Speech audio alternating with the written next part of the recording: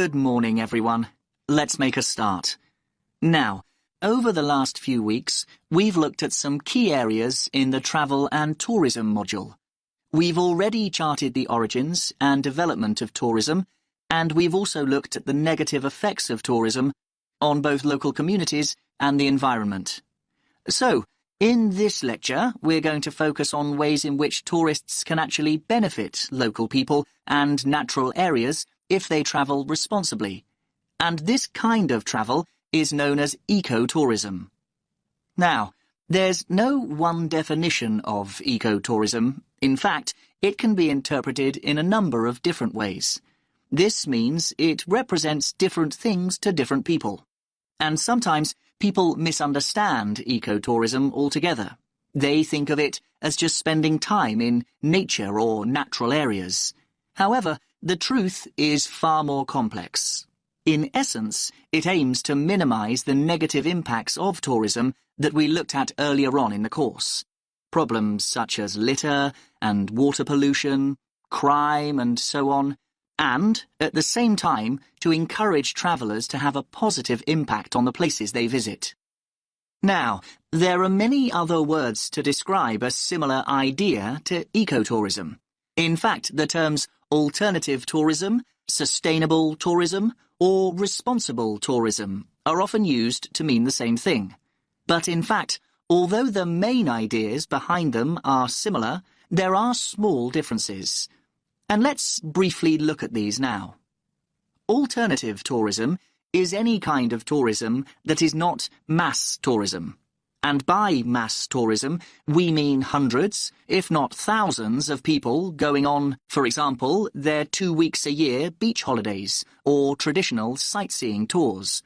Alternative tourism includes travel such as backpacking and adventure holidays.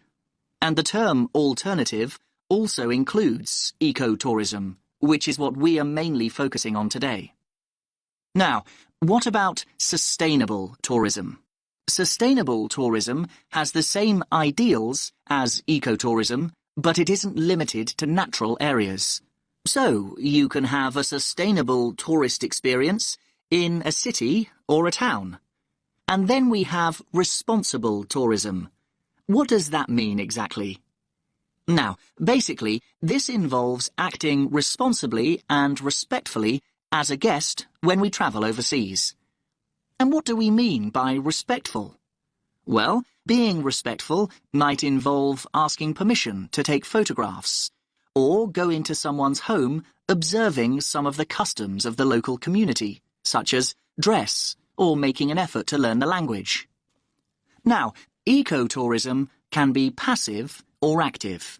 This kind of ecotourist is sometimes referred to as a voluntourist. That's a combination of volunteer and tourist. You get the idea. Now, voluntourists prefer to experience a new place in an active way. And this doesn't mean sitting in a tourist bus or listening to a pre-recorded guide. Basically, they want to physically connect with the place they're visiting. And this includes connecting with humans and animals. Now, their approach to travel can make a real difference and can really benefit the places and the communities they choose to visit. Voluntourists often help local people construct and repair buildings, or it could mean being willing to help a community with nature conservation. So let's think of some specific examples of this kind of work in action. Now, voluntourists have helped local communities to plant hundreds of trees and installed identifying signs in the rainforests of Costa Rica.